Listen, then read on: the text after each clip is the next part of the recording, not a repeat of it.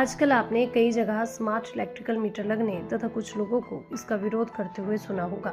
अक्सर लोग इसका विरोध ये कहकर कर रहे हैं कि इससे सरकार द्वारा दी जाने वाली फ्री बिजली यूनिट्स नहीं मिलेंगी, इसलिए इनका विरोध किया जा रहा है।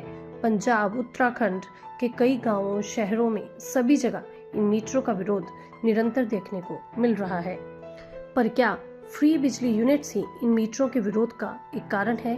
जी नहीं, इससे आपकी फ्री बिजली की सुविधा ही समाप्त नहीं होगी, बल्कि आपको बिजली भी दोगुने दामों में दी जाएगी और इसका सीधा फायदा होगा देश की नामी हस्ती अडानी को।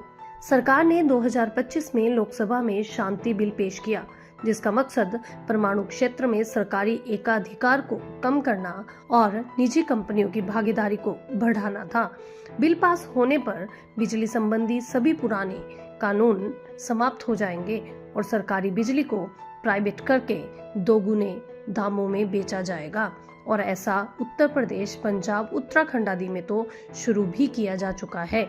एक बात ये भी है कि गोंडा परमाणु प्लांट, जो कि अडानी ने झारखंड के गोंडा जिले में नेपाल, बांग्लादेश और केन्या को बिजली सप्लाई करने के लिए लगाया था, जिस पर भारतीय दरों से 60% ज्यादा दरों पर बिजली इन देशों को बेची जाती थी, किंतु टैक्स की हेरफेर के कारण तथा बिजली महंगी होने के कारण इन देशों ने ये डील समय से पहले ही कैंसिल कर दी। अब अडानी को इसका नुकसान ना हो और उनका मुनाफा पूरी तरह से बना रहे, इसलिए भारतीयों को ही ये बिजली बेची जाएगी।